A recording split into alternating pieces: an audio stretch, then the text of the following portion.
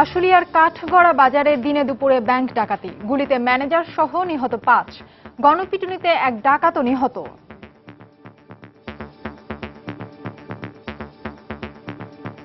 আমাকে বললো যে আপনি হাত তোলেন, একজন ভিতরে গেছে, একজন এখানে দুজন সিকিউরিটি ছিল, একজনকে সাথে সাথে কুপায় ওইখানে ফেলে দিয়েছে। দুইজন মুয়াজ্জেম উনি মাইকিং করছে, চিল্লান মাইকিং করছে, তখন এলাকার লোক সব ঘেরাও করে ফেলেছিল। ঘেরাও করার পরে ওরা করছে কি নামছে, গেট খুলে নামার পরে বম মারছে, দুটো জীবন বাঁচানোর জন্য ডাইরেক্ট গুলি করছে। হাসপাতালে ভর্তি আরো বেশ কয়েকজন। দেখছিলেন প্রধান শিরোনাম। সন্ধ্যার সময়ের সঙ্গে আছি আমি ফাহমিদা মৌটুসী এবং আমি সজল মিত্র রিচার্ড। এবার অন্যান্য শীর্ষ সংবাদ। সিটি নির্বাচনে ২৬ থেকে ২৯ এপ্রিল পর্যন্ত সেনা মোতায়েনের সিদ্ধান্ত ইসির। বেগম জিয়া নির্বাচনী গাড়িবহরে হামলায় প্রার্থীদের উদ্বেগ।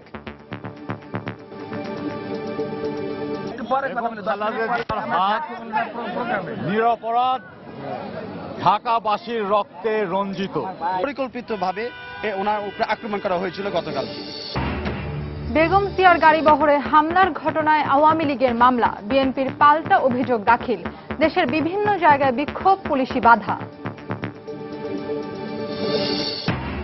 রেজিস্ট্রেশন সংক্রান্ত জটিলতায় এবছর প্রায় ৩০,০০০ বাংলাদেশি হজ পালন করতে পারছেন না, দায় নেবে না সরকার, জানালো ধর্ম মন্ত্রণালয়।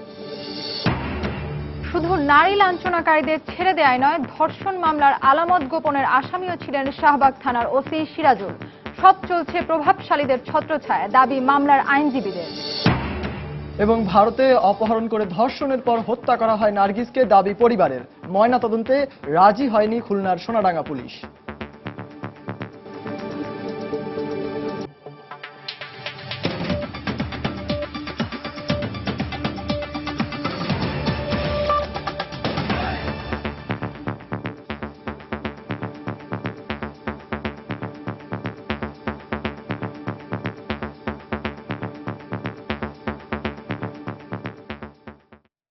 সাভারে বাংলাদেশ কমার্স ব্যাংকে ডাকাতের গুলিতে ব্যাংকের ম্যানেজার সহ ৫ জন নিহত হয়েছেন।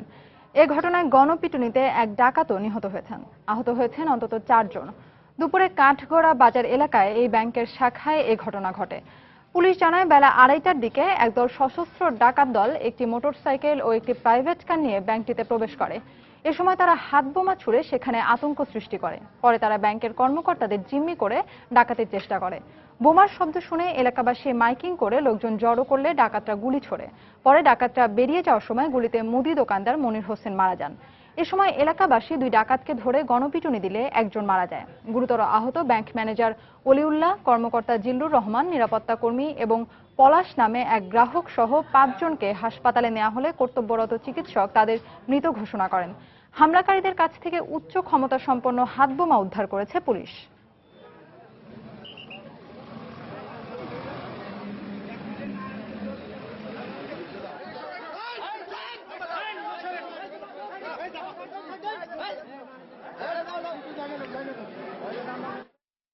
এখানে দুজন সিকিউরিটি ছিল, একজনকে সাথে সাথে কুপায় ওইখানে ফেলে দিয়েছে, দুইজনকে ফেলে দিয়েছে, একজন ম্যানেজারের ভিতরে গেছে, আর বিভিন্ন জনকে ৮-১০ জন আসছিল, বিভিন্ন জায়গায় গেছে। আর আমি জাস্ট ভিতরে ছিলাম, আমাকে হাত তুলতে বলছে, আমি হাত তুলে ওই অবস্থায় শুয়ে গেছি, যার কারণে আল্লাহর রহমতে আমার কোনো সমস্যা হয় নাই। আর ওই দুজন ওরকম শুয়ে যারা পড়ছে তাদেরকে গুলি লাগে নাই আর কি। আর বেশিরভাগগুলো কি কুপাইছে আর কি, কুপায় মানে মোটামুটি ভাবে আহত করছে, আপনারা এই যে দেখেন। আর এই অবস্থা, তারপরে আমি ওই ইনজুর্ড যারা হয়েছে তাদেরকে নিয়ে আমি মেডিকেলে গিয়ে আমি নিজেও ৪ জনকে মৃত অবস্থায় দেখে আসছি। কাস্টমার হিসেবে ঢুকছে, ঢোকার পরে ব্যাংকের ভিতরে মনে করেন ওরা আটকে ফেলাইছে।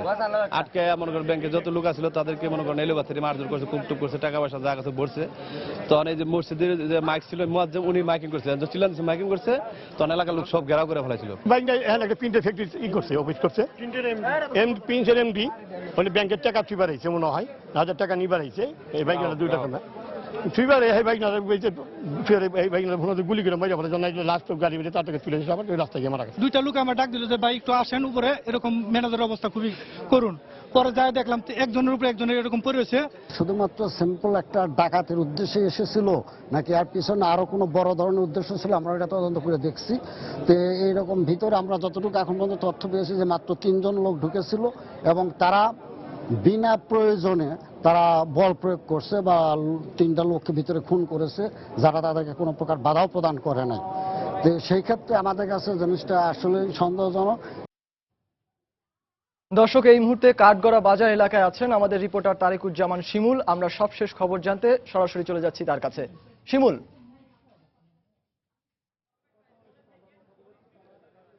সজল, আশুলিয়ার এই ডাকাতির ঘটনায় যে দুজন সাধারণ মানুষ মারা গেছেন তাদের মধ্যে একজন হচ্ছে মনির হোসেন। উনি আসলে পেশায় ছিলেন একজন চটপটি ব্যবসায়ী। উনি ঠিক এই যে ব্যাংক ভবনটি আছে তার নিচে দেখতে পাচ্ছেন যে এই যে একটি দোকান, চটপটির দোকান, তো এই দোকানের এখানে উনি আসলে চেয়ার টেবিল পেতে এখানে বসেছিলেন এবং দেখতে পাচ্ছেন যে এই দোকানের এখানে 3টি আসলে গুলির দাগ আছে। তো আমরা যতটুকু জানতে পেরেছি যে নিচে নামার পর যখন ডাকাত সদস্যরা এদিকে পালিয়ে যাচ্ছিল তখন মনির তাদেরকে দেখে ফেলেছিলেন এবং মনির সম্ভবত তাদের দিকে এগিয়ে আসছিলেন। তো সেই ক্ষেত্রে আসলে তারা তাৎক্ষণিকভাবে গুলি ছোড়ে এবং সেই গুলির মধ্যে সম্ভবত 2টি গুলি যতটুকু জানতে পেরেছি এখন পর্যন্ত মনিরের গায়ে লাগে এবং মনির এখানে তাৎক্ষণিকভাবে লুটিয়ে পড়ে এবং আশপাশের মানুষজন এই ঘটনার প্রায় 10 থেকে 15 মিনিট পর তাকে উদ্ধার করে সাভারের এনাম মেডিকেলে নেয় এবং তারপরে সেখানকার ডাক্তার তাকে মৃত ঘোষণা করে।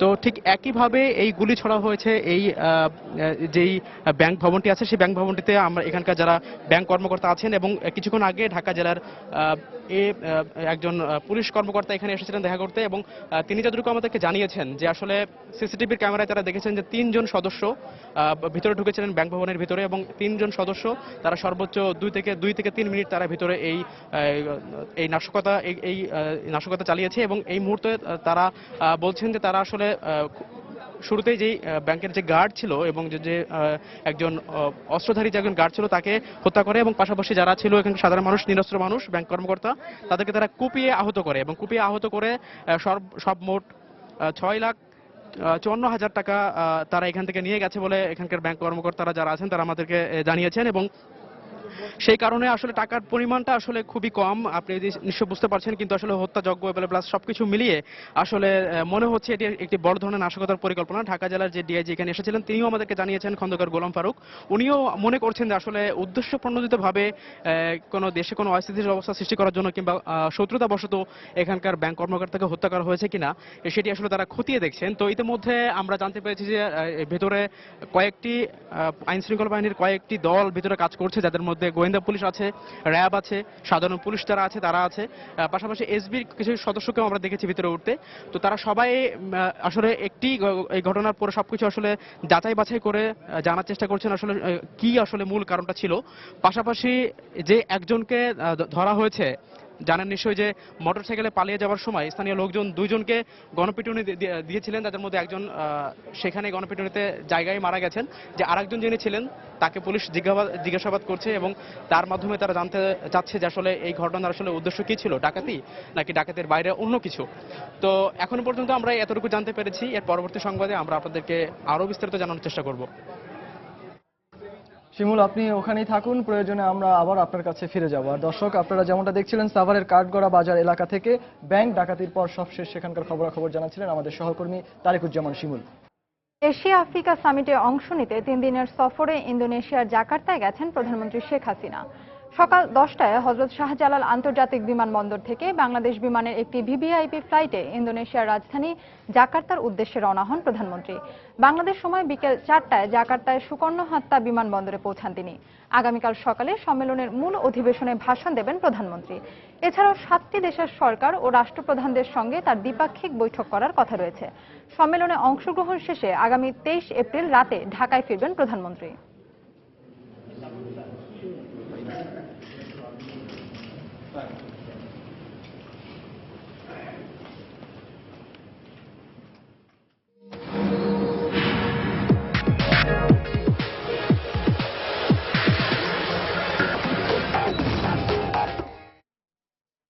সিটি কর্পোরেশন নির্বাচনে 26 থেকে 29 এপ্রিল পর্যন্ত সেনা মোতায়েনের সিদ্ধান্ত নিয়েছে নির্বাচন কমিশন। প্রধান নির্বাচন কমিশনার জানিয়েছেন, বর্তমান পরিস্থিতিতে সেনা মোতায়েনের কোনো প্রয়োজনীয়তা না থাকলেও ভোটারদের স্বস্তির কথা মাথায় রেখেই এই সিদ্ধান্ত নেওয়া হয়েছে। সন্ধ্যায় নির্বাচন কমিশন সচিবালয়ে সম্মেলন কক্ষে ব্রিফ করেন তিনি।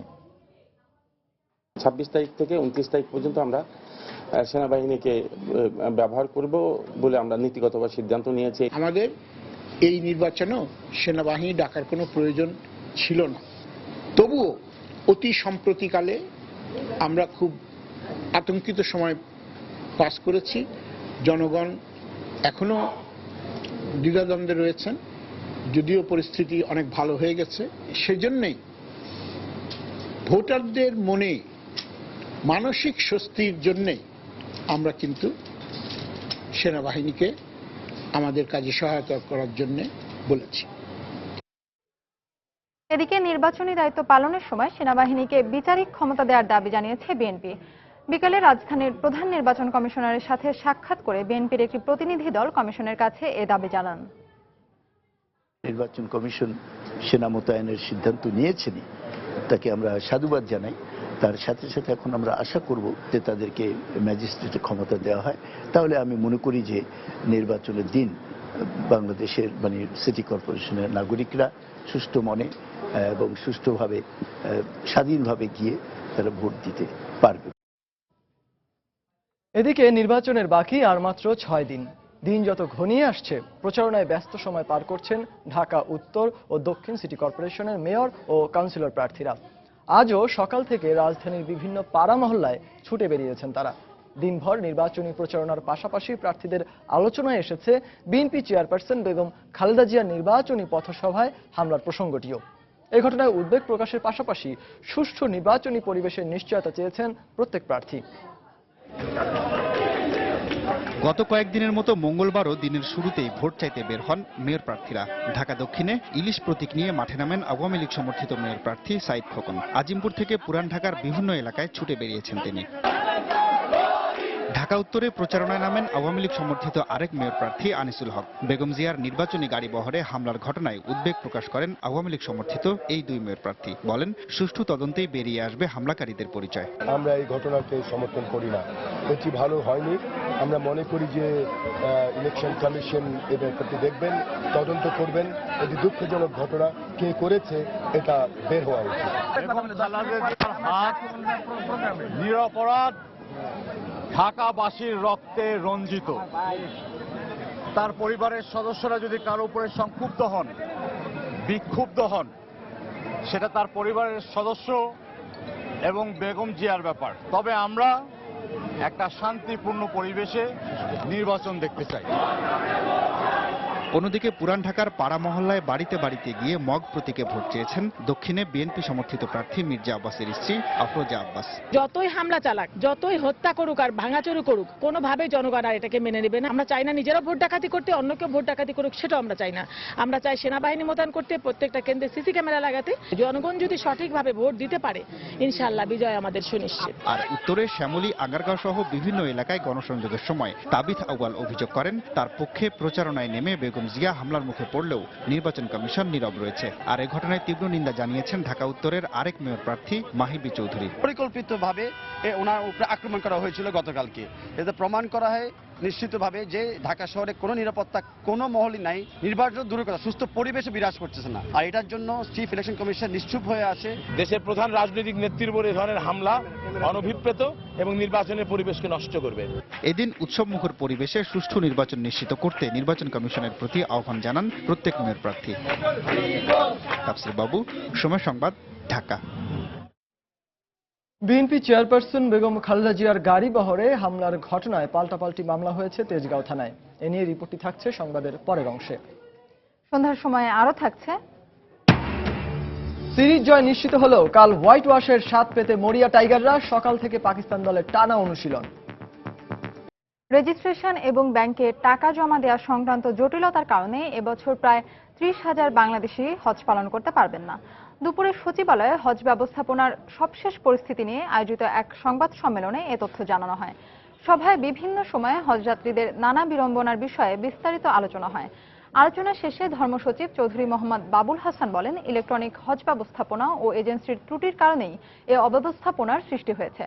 মন্ত্রী জানান, রেজিস্ট্রেশন ছাড়া যারা ভিন্ন কোনোভাবে টাকা জমা দিয়েছেন তাদের নিয়ে প্রতিবারই অব্যবস্থাপনার মুখোমুখি হতে হয়। হজের নীতিমালা অনুযায়ী এসব যাত্রীদের দায় ধর্ম মন্ত্রণালয় নেবে না বলেও সভায় জানানো হয়। চলতি বছর বাংলাদেশ থেকে প্রায় 1,01,758 জন হজে যাচ্ছেন। তাদের প্রতিনিধি ও গ্রুপ লিডারগণ বিএনপি চেয়ারপারসন বেগম খালেদা জিয়ার গাড়ি বহরে হামলার ঘটনায় পাল্টাপাল্টি মামলা হয়েছে তেজগাঁও থানায়। পুলিশ ক্ষমতাসীন দল আওয়ামী লীগের ২৬ নম্বর ওয়ার্ড সভাপতির মামলা গ্রহণ করলেও নথিভুক্ত করেনি বেগম জিয়ার নিরাপত্তা বিষয়ক প্রধান সমন্বয়কারীর মামলাটি। আওয়ামী লীগের মামলায় গতকালের ঘটনার জন্য বিএনপির অভ্যন্তরীণ কোন্দল এবং বেগম জিয়ার ব্যক্তিগত নিরাপত্তা বাহিনী সিএসএফকে দায়ী করা হয়। অন্যদিকে বিএনপি দায়ী করেছে আওয়ামী লীগ ও পুলিশের নিষ্ক্রিয়তাকে। সোমবার বিকেলে কারওয়ান বাজার এলাকায় ঢাকা উত্তর সিটি কর্পোরেশনের মেয়র প্রার্থী তাবিথ আউয়ালের নির্বাচনী জনসংযোগের সময় খালেদা জিয়ার গাড়ি বহরে হামলার ঘটনা ঘটে।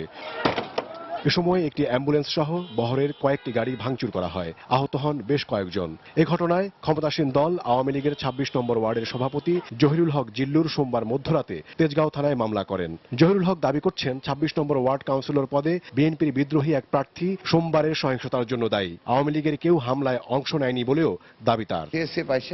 তাদের হাতে রড ছিল স্টেনলেস স্টিলের, সেটা দিয়ে আমার পায়ে আঘাত করে, এই পা এবং এই পায়ের মধ্যে আঘাত করে। 2 দিন আগে এই নবী সুলেমানকে নমিনেশন দিয়েছে, তাকে প্রত্যাহার করতে বলছে, সে প্রত্যাহার করে নাই। ইকবাল পাটোয়ারির লোকজন নবী সুলেমানের লোকজনের উপরে চড়াও হয়ে মারামারিটা শুরু করলো। ঘটনার প্রায় 17 ঘন্টা পর বিএনপির আইনজীবীরা মামলা করতে তেজগাঁও থানায় যান। তারা বেগম খালেদা জিয়ার নিরাপত্তা বিষয়ক প্রধান সমন্বয়কারী অবসরপ্রাপ্ত মেজর জেনারেল ফজলে ইলাহি আকবরের স্বাক্ষর করা 3 পৃষ্ঠার অভিযোগ ডিউটি অফিসারের কাছে জমা দেন। এজাহারে আওয়ামী লীগ ও ছাত্রলীগ বেগম খালেদা জিয়াকে হত্যার উদ্দেশ্যে পরিকল্পিত হামলা করেছে বলে অভিযোগ করা হলেও কারো নাম উল্লেখ করা হয়নি। জহিরুল হকের মামলাকে মিথ্যা মামলা বলেও আখ্যায়িত করেন বেগম জিয়ার আইনজীবীরা। কি ঘটনা ঘটেছে আপনার মাধ্যমে দেশবাসী দেখেছে। আর সিএসএফ কি বেগম খালেদার গাড়িতে গুলি করছে? যারা বলছে যে এটা একটা কল্প কাহিনী ছাড়া কিছু নাই। থানার ডিউটি অফিসার জানিয়েছেন ওসি উপস্থিত না থাকায় বিএনপির আইনজীবীদের মামলা নথিভুক্ত করেননি তিনি। এদিকে আওয়ামী লীগের ২৬ নম্বর ওয়ার্ডের সভাপতি জহিরুল হকের মামলা তদন্তের জন্য এরই মধ্যে একজন তদন্ত কর্মকর্তা নিয়োগ দেওয়া হয়েছে। লিখিত একটা এজাহার থানায় দাখিল করে গেলেন ওনারা। এটা আমি ডিউটি অফিসার হিসেবে আমি রাখছি। আমার অফিসার ইনচার্জ বাইরে মিটিংয়ে আছে, উনি আসলে স্যারের সঙ্গে আলাপ করে আমরা এটা ব্যবস্থা নেব। তবে অনানুষ্ঠানিক আলাপে থানার এক কর্মকর্তা জানিয়েছেন বিএনপির অভিযোগের সত্যতার তদন্ত শেষে সিদ্ধান্ত নেওয়া হবে তাদের মামলা নেওয়া হবে কি হবে না। ওমর ফারুক, সময় সংবাদ, ঢাকা। সিটি কর্পোরেশন নির্বাচনের ফল নিজেদের পক্ষে যাবে না বুঝতে পেরেই বিএনপি সংঘাতময় পরিস্থিতি সৃষ্টি করে নির্বাচন ভণ্ডুল করতে চায় বলে অভিযোগ করেছেন খাদ্যমন্ত্রী অ্যাডভোকেট কামরুল ইসলাম। দুপুরে জাতীয় প্রেস ক্লাবে এক আলোচনা সভায় তিনি আরও বলেন, যত ষড়যন্ত্রই হোক সিটি কর্পোরেশন নির্বাচন হবেই এবং সরকার নির্বাচন অনুষ্ঠানে নির্বাচন কমিশনকে সর্বাত্মক সহযোগিতা করবে।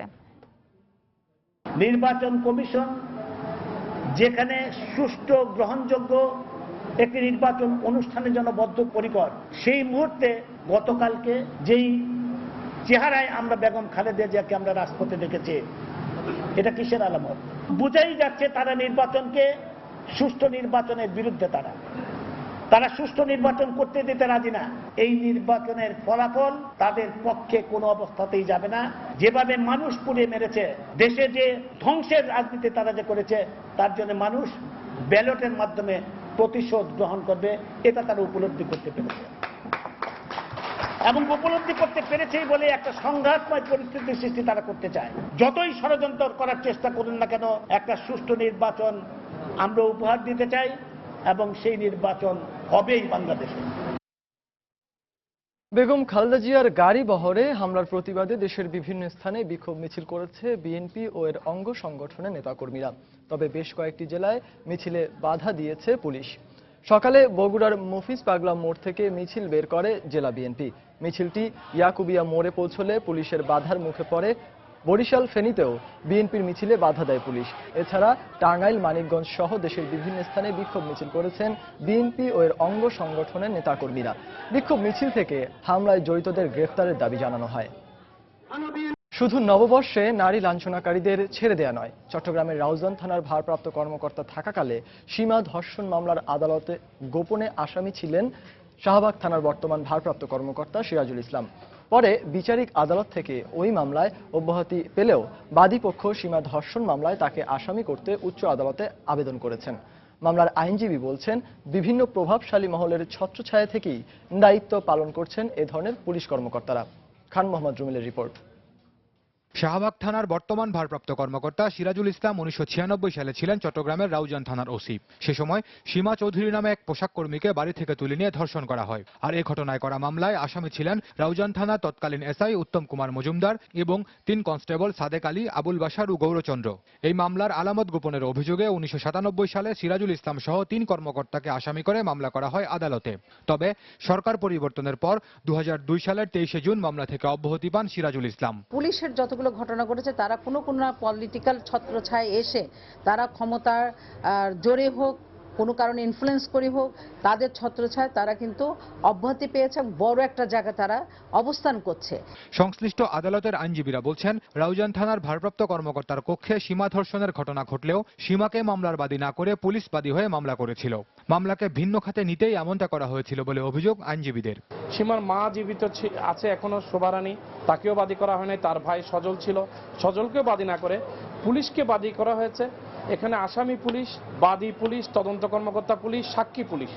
মানে এখানে এই ধর্ষণের ঘটনাটা প্রমাণ না হওয়ার জন্য যা যা করার উনি সবকিছু করেছেন। ওসি সিরাজুল ইসলাম মামলা থেকে প্রত্যাহারের জন্য যে প্রসেস করে প্রত্যাহার হয়েছিলেন, সেটার বিপরীতে মাননীয় উচ্চ আদালতে মামলাটা বিচারাধীন আছে। ইতিপূর্বে মামলাটা পার্ট হার্ট হিয়ারিং হয়েছে, আগামীকাল এটা মেনশন করে পুনরায় শুনানির জন্য দিন ফিক্সড করা হবে। এদিকে পুলিশ কর্মকর্তারা বলছেন, একজন কর্মকর্তার বিরুদ্ধে অভিযোগ উঠতেই পারে, আদালতে তা প্রমাণিত না হয় দায়িত্ব পালনে কোনো বাধা নেই। তবে এমন অভিযোগের পর একজন পুলিশ কর্মকর্তার পেশাদারিত্ব কিংবা নৈতিকতা প্রশ্নবিদ্ধ হয় কিনা, এমন প্রশ্ন ছিল এই কর্মকর্তার কাছে। যারা পুলিশে কাজ করে কিংবা অন্যান্য যারা আইন প্রয়োগের জন্যই কাজ করে, তাদের ক্ষেত্রে অনেক সময় অভিযোগ আসতে পারে। বিচারিক প্রক্রিয়ার মাধ্যমে যদি সেটি অভিযোগ প্রমাণিত না হয়, তাহলে ওই ব্যক্তিকে মানে আসলে কোনো আইন অনুযায়ী তাকে মানে নৈতিকভাবে বা আইনগতভাবে দায়ী করার আসলে কোনো সুযোগ আছে বলে আমি মনে করি না। তবে এসব বিষয়ে ওসি সিরাজুল ইসলামের বক্তব্য জানতে বারবার ফোন করেও কোনো সাড়া মেলেনি, এমনকি থানায় গিয়েও পাওয়া যায়নি তাকে। খান মোহাম্মদ রুমেল, সময় সংবাদ, ঢাকা। বৈধভাবে অন্ধ মায়ের সাথে ভারতে গিয়ে নৃশংস হত্যাকাণ্ডের শিকার হয়ে 41 দিন পর দেশে ফিরল খুলনার নার্গিস বেগম।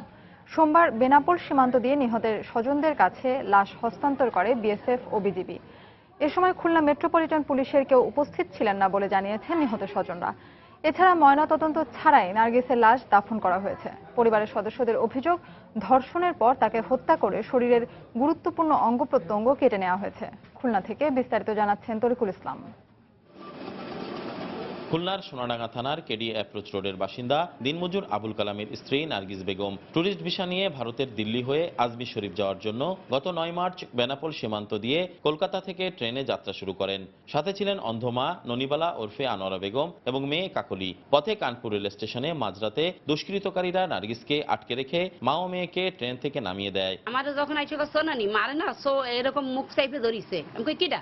বাকি দুটো লোক, একটা লোক এরকম মুখ চাপিয়ে ধরিছে আর একটা লোক হাত ধরিছে।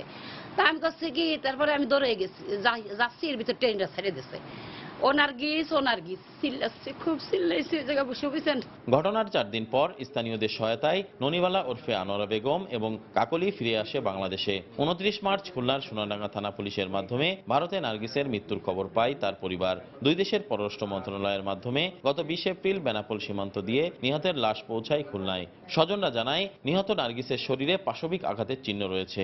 তার এই পাশে কাটা, এই পাশে কাটা। পোস্টমর্টমের রিপোর্টে তো এইটা কাটা হবে, এইটা কাটা হবে, যা দেখছি সাধারণত, কিন্তু এর সম্পূর্ণ ভিন্ন, দুটো চোখও নাই। নিহতের স্বজনদের অভিযোগ, মৃত্যুর কোনো কারণ উল্লেখ এবং ময়নাতদন্তের কোনো কাগজ ছাড়াই নার্গিসের মৃতদেহ ভারত হস্তান্তর করেছে। এছাড়া ময়নাতদন্তের জন্য সোনাডাঙ্গা থানা পুলিশের কাছে অনুরোধ জানানো হলে বিষয়টি থানা পুলিশ এড়িয়ে যান। কাগজটায় সই করবো, আমি তো কাউরে দেখাবো, আমি তো লেখাপড়া জানি না ভালো মতন। তখন আমাদের যে বিজিবি ছিল, দারোগা ছিল, যে ওইখানে লেখা আছে, এরা বলতেছে যে না ঠিক আছে। সই করার আগে আমি বলেছি আমি তো আমার লাশ দেখবো। ইন্ডিয়ান এম্বাসি, বাংলাদেশের এম্বাসি মিলে আমরা আপনার লাশ দিচ্ছি, আপনার এটুক ভরসা নাই। এখানে যে মৃত্যুর কারণ এই কারণটা স্যার এখানে লেখা নেই, এখানে ওরা এই যে মার্ক দিয়ে রাখছে কিন্তু কোনো কারণ উল্লেখ করে নাই। আর আদৌ পোস্টমর্টম হয়েছে কিনা স্যার আমরা জানি না। তাহলে আমি যে কবরস্থানে দাফন করতে দেবো এখানে কারণ লিখতে হবে যে কিভাবে মারা গেল, তখন বলছে আপনি এখানে লিখে দেন অ্যাক্সিডেন্ট। এ বিষয়ে পুলিশ জানায়, যেহেতু নার্গিস ভারতে মারা গেছে সেখানে ময়নাতদন্ত হওয়ার কথা, দ্বিতীয়বার এর কোনো সুযোগ নেই। ময়নাতদন্তের বিষয়টি ইন্ডিয়ায় যেহেতু সে মারা গিয়েছে এত আগে, এবং সম্ভবত আই এম নট শিওর, ময়নাতদন্ত ভারতেই হওয়ার কথা। সেটা যদি হয়ে থাকে তাহলে সেকেন্ড অ্যাটেম্পট আবার এখানে ময়নাতদন্ত করার তো সুযোগ নেই। পরিবারের সদস্যরা জানান, নার্গিসের সাথে থাকা 3টি পাসপোর্ট, ভারতীয় 15,000 টাকা ও ব্যাগ ফেরত দেয়নি বিএসএফ। তরিকুল ইসলাম, সময় সংবাদ, খুলনা।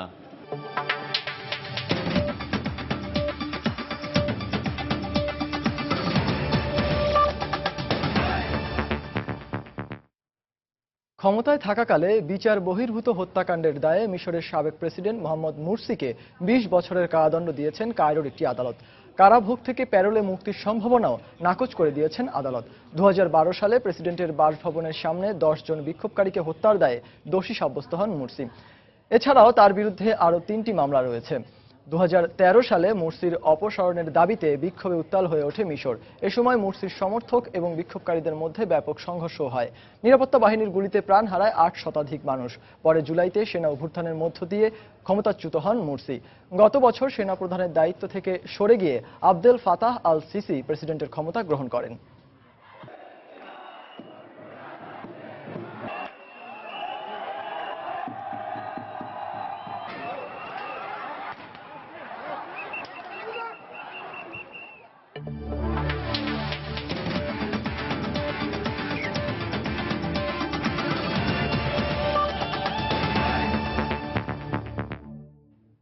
বাংলাদেশ ও পাকিস্তানের ওয়ানডে সিরিজ প্রসঙ্গ। সিরিজের শেষ ম্যাচে পাকিস্তানকে হারিয়ে ওয়ানডে র্যাঙ্কিংয়ে উন্নতি করার লক্ষ্য বাংলাদেশের, এমনটাই মন্তব্য করেছেন টাইগারদের স্পিন বোলিং কোচ রুহান কালপাগে। অন্যদিকে সিরিজও হাতছাড়া হওয়া পাকিস্তান শেষ ম্যাচে ঘুরে দাঁড়াতে মরিয়া। মিরপুরে 3 ম্যাচ সিরিজ শেষ ওয়ানডেটি বুধবার দুপুর 2:30টায় শুরু হবে। সিরিজের শেষ ও তৃতীয় ওয়ানডেকে সামনে রেখে ব্যাটিং, বোলিং ও ফিল্ডিং এই 3 বিভাগে নিজেদের প্রস্তুত করে তোলে স্বাগতিক ক্রিকেটাররা। এদিন অনুশীলনে বাংলাদেশ দলের সব খেলোয়াড়রা ছিলেন বেশ আত্মবিশ্বাসী। ঘরের মাঠে শক্তিশালী পাকিস্তানকে হোয়াইট ওয়াশ করে র্যাঙ্কিংয়ে রেটিং পয়েন্ট বাড়াতে চায় টাইগাররা। তাই টিম ম্যানেজমেন্ট সূত্রে জানা গেছে সিরিজের শেষ ম্যাচে অপরিবর্তিত একাদশ নিয়ে মাঠে নামবে বাংলাদেশ। অন্যদিকে টাইগারদের বিপক্ষে হোয়াইট ওয়াশের লজ্জা এড়াতে সেরা ক্রিকেট খেলবে পাকিস্তান ক্রিকেট দল। অতিথিদের সেরা একাদশে পেস বোলার ওমর গুলকে জায়গা করে দিতে বাদ পড়তে পারেন রাহাত আলী অথবা জুনায়েদ খান।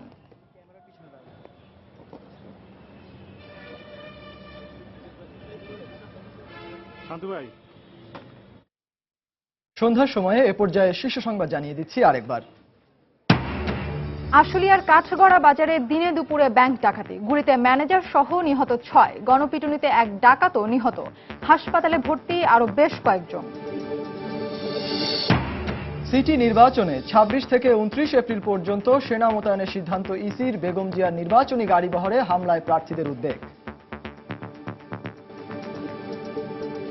আমরা একটা শান্তিপূর্ণ পরিবেশে নির্বাচন দেখতে চাই। পরিকল্পিতভাবে ওনার উপরে আক্রমণ করা হয়েছিল গতকাল। বেগম জিয়ার গাড়িবহরে হামলার ঘটনায় আওয়ামী লীগের মামলা, বিএনপির পাল্টা অভিযোগ দাখিল, দেশের বিভিন্ন জায়গায় বিক্ষোভ, পুলিশি বাধা। রেজিস্ট্রেশন সংক্রান্ত জটিলতায় এবছর প্রায় 30,000 বাংলাদেশি হজ পালন করতে পারছেন না, দায় নেবে না সরকার, জানালো ধর্ম মন্ত্রণালয়।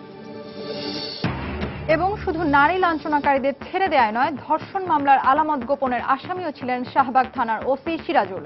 সব চলছে প্রভাবশালীদের ছত্রছায়ায়, দাবি মামলার আইনজীবীদের। এই ছিল সন্ধ্যার সময়ে। যে কোনো খবর পেতে ভিজিট করুন সময় নিউজ.টিভি। সঙ্গে থাকুন সময়ে।